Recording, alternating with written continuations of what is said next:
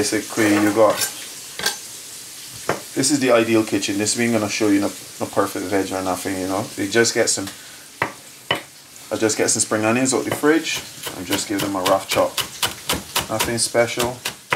Just line them up. Use as much as possible. Use the green even if possible, because the green is great in flavor. You discard at the end.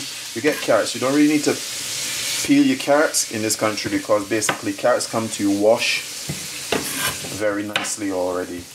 You know, you can actually eat carrots raw out of the bag.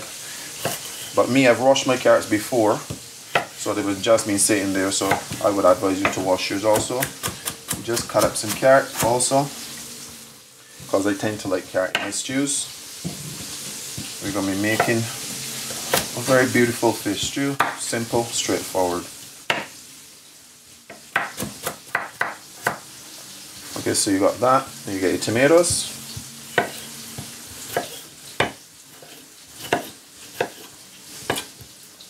Need about 2. So in the sink I've got my fish already. I bought from Halsden. Some snapper, as fresh as could be in London.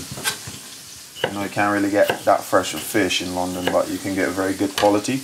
I've got some Scotch bonnets, which I love my Scotch bonnets to use. I'm just going to take a tip off. You don't really want to put too much Scotch bonnet in there. Also, I've got my onion. 1 medium white onion. It's cut in half. Nothing special. You know, you don't really want to. No, you don't really want to get Master Chef on you. So cut your onions up also. No problem.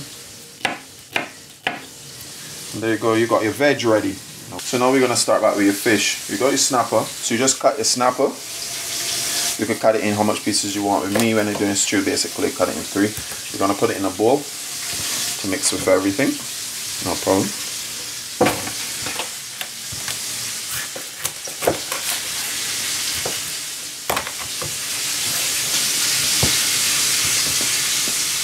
The men making fish stew, most Caribbeans, people, we like to use the fish head. It's something you can suck on, you know, all the juices suck the fish eyes out. Yeah, they're really nice with that. And there, now we're gonna add our veg that we've cut before quickly. And what I do is I add Jamaican curry powder, very nice flavor without the heat. You can just add some of this to there, nice.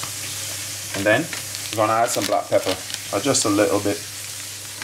It adds to that.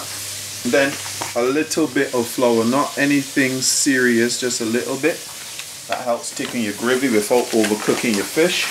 At this moment, some oil, whichever you have. Me, I have my secret blend of oil, which I would not be sharing with anyone at this moment. Good. And all we're going to do right now is we're going to try to mix it. Be quite gentle. Don't try to jerk your hands in it too hard, because some of the fish have some pointy edges that could really cut you. So just take your time.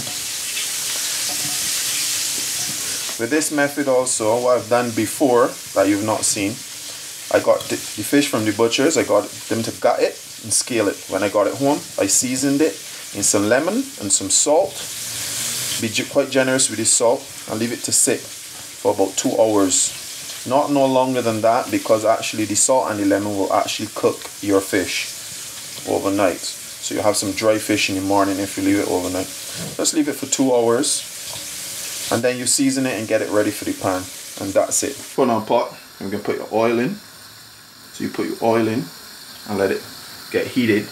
My oil starts to smoke, so I know I just rest the fish in. And you can hear that sound. That is what you want to hear. You want to hear that sizzling sound. And you put the fish down piece by piece. Don't try to throw your fish on hot oil, because you will burn yourself. So please do not do that, ladies and gentlemen. Just put that fish in. If you could smell this right now, you will understand what I'm talking about. This is sexy. I just put the bowl in. And take all I do. What you're going to do is you're going to try to get the water just to wash all of this back down. You're going to use this to put in your sauce. You know? Good. Perfect. Okay, on this. A bit. I'm gonna stir. You can hear that noise. And we're gonna pour the liquid in. Just to there. You don't need to pour it any higher because fish cooks quite quickly. But with this, since we add the flour, the sauce will thicken quite quickly also. So you get a nice soft, lovely fish. You get some nice al dente carrots in there. And some very lovely Caribbean flavors from the Jamaican curry. Quite lovely, I must say. This comes to a boil. You're going to get some butter. You're going to just put that in there.